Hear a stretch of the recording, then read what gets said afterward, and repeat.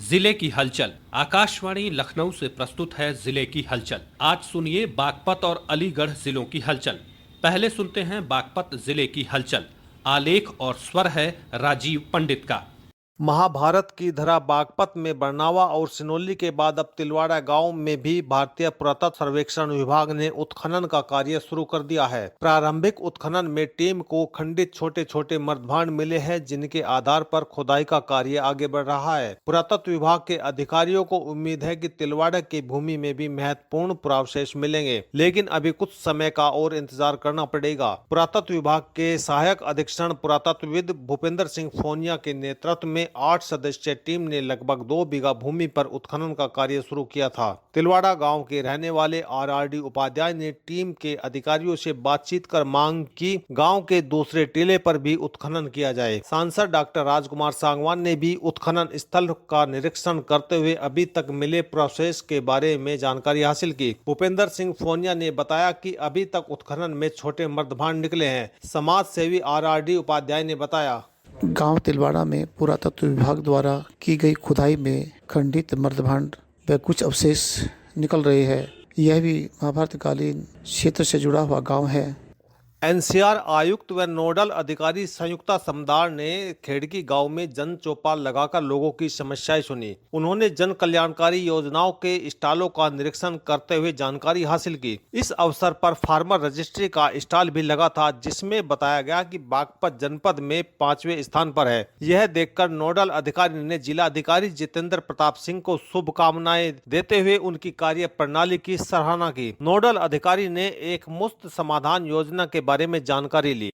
PM सूर्य घर योजना, माटी कला योजना के बारे में विस्तार पूर्वक जानकारी देते हुए उन्होंने कहा कि पीएम सूर्य घर योजना का अधिक से अधिक प्रचार कराया जाए, जिससे आमजन लाभ ले सके। किसान प्रमोद कुमार ने कृषि विभाग के अधिकारियों की प्रशंसा करते हुए कहा कि उनका 1 महीने के अंदर सोलर पंप लग गया है। नोडल अधिकारी ने किसानों से सम्मान निधि की जानकारी ली। चौपाल में गाँव के ही रहने वाले राधा कृष्णन भारद्वाज ने बालिकाओं के लिए ई लाइब्रेरी की मांग रखी। सर्दी के मौसम में रात्रि के दौरान बेघर मजदूर और दूर दराज के इलाकों से आए यात्रियों के लिए अलाव और रैन बसेरे जीवन रक्षक साबित होते हैं। शासन का यह प्रयास है कि कोई भी व्यक्ति ठंड के कारण प्रभावित न हो और जरूरतमंद लोगों को तुरंत राहत मिले। शासन के निर्देश पर जिलाधिकारी जितेंद्र प्रताप सिंह ने 31 दिसंबर की रात्रि गौरीपुर, बड़ौत बस डिपो, बावली चुंगी, नगर पालिका आदि में अलाव और रैन बसेरों का स्थलीय निरीक्षण किया और व्यवस्थाओं का जायजा लिया। इस दौरान उन्होंने अलाव की स्थिति, रैन बसेरों की सफाई और उपलब्ध सुविधाओं को देखा। जिलाधिकारी ने संबंधित अधिकारियों को निर्देश दिए कि रैन बसेरों में आवश्यक व्यवस्थाएं उपलब्ध कराई जाए और यह ध्यान रखा जाए कि कोई भी जरूरतमंद व्यक्ति सर्दी में बाहर न रहे। उन्होंने आमजन से अपील की कोई भी व्यक्ति सर्दी में परेशान न हो।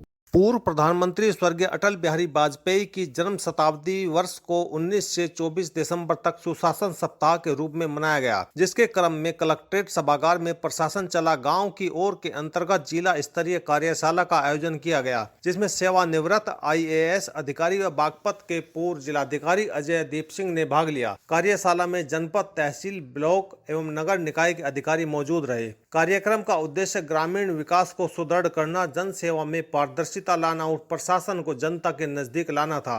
सुशासन सप्ताह के डिप्टी कलेक्टर व नोडल अधिकारी भावना सिंह ने विशेष रिपोर्ट पर विचार विमर्श करते हुए वर्ष 2047 तक जनपद के विभिन्न विकासात्मक आयामों पर बल दिया। जनपद स्तर की उपलब्धियों एवं जनपद में हुए विभिन्न नवाचार कार्यों का प्रदर्शन कर दिखाया।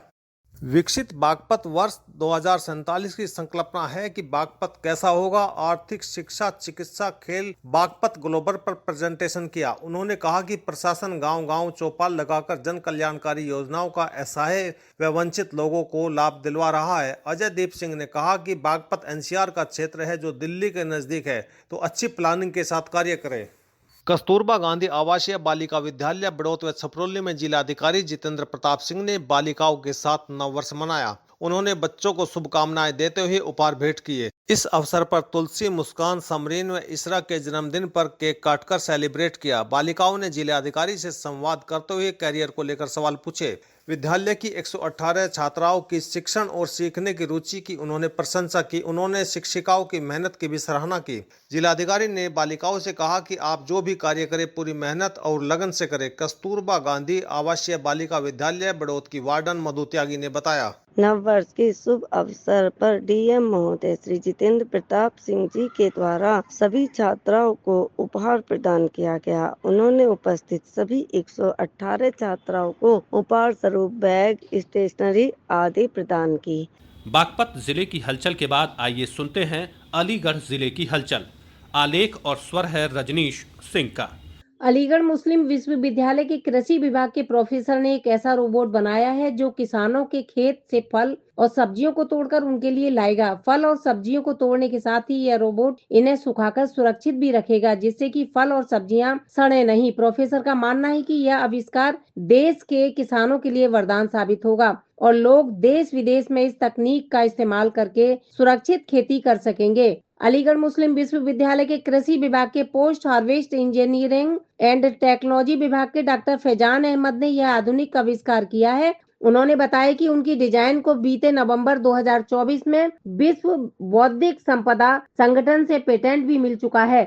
अलीगढ़ जेल के कैदियों ने अपनी कला का प्रदर्शन करते हुए महाकुंभ में तैयार किए गए लकड़ी के ओम और ताले प्रदर्शित करने का अवसर प्राप्त किया है। जेल अधीक्षक विजेंद्र सिंह ने बताया कि जिला कारागार अलीगढ़ में बंदियों के द्वारा विभिन्न प्रकार की सामग्रियां पूर्व से ही निर्मित की जा रही थी और विभिन्न आयोजनों पे जिला कारागार में जो निरुद्ध बंदियों के द्वारा निर्मित सामग्री है उसको यहाँ से प्रेषित किया जाता है, स्टॉल लगवाए जाते हैं। वर्तमान समय में महाकुंभ के पावन पर्व को दृष्टिगत रखते हुए बंदियों के द्वारा निर्मित विभिन्न प्रकार के आध्यात्मिक सांकेतिक चिन्ह, बच्चों के लिए लॉकेट, कीरिंग, इस तरीके की चीजें जिसमें ओम का चिन्ह है, स्वास्तिक है, गदा है, छोटे छोटे शिवलिंग हैं, इस तरीके की चीजों को निर्मित किया जा रहा है। शंख है और तालों की असेंबलिंग का कार्य भी यहाँ पे हो रहा है। छोटे बड़े हर तरीके से ताले यहाँ निर्मित किए जा रहे हैं बंदियों के द्वारा। इन सभी सामग्रियों को समग्र रूप से महापर्व पे महाकुंभ में जिला कारागार अलीगढ़ की तरफ से प्रेषित किया जाएगा।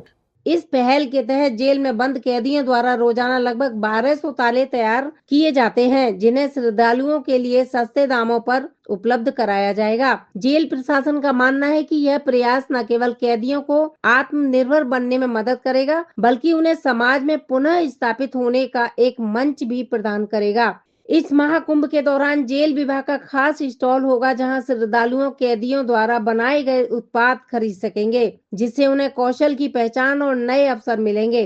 इस साल जून महीने तक अलीगढ़ टीबी मुक्त हो जाएगा। इसके लिए 100 दिन तक सघन टीबी अभियान चलाया जाएगा, जिसमें जनप्रतिनिधियों को टीबी मरीजों को गोद लेने के लिए प्रेरित किया जाएगा। स्वास्थ्य विभाग के साथ 15 से अधिक विभागों को इस काम के लिए लगाया गया है। अलीगढ़ मुस्लिम यूनिवर्सिटी के रसायन विभाग ने कच्चे तेल के शोधन की मॉफ मेटल ऑर्गेनिक फ्रेमवर्क तकनीक को खोजा है। इसके प्रयोग से रिफाइनरियों की लागत में 40% तक कमी आ सकती है। रिलायंस पेट्रोकेमिकल ने भी इस तकनीक के प्रति रुचि दिखाई है और कंपनी के प्रतिनिधि शोधकर्ता व एएमयू के संपर्क में है। मॉफ तकनीक एक धातु कार्बनिक ढांचा है जिसमें छिद्र युक्त पॉलीमर शामिल रहता है। रसायन विभाग के associate professor doctor Mohammad Shahid और शोधार्थी मोहम्मद महताब ने इस मॉफ मेटल ऑर्गेनिक फ्रेमवर्क तकनीक पर काम किया है।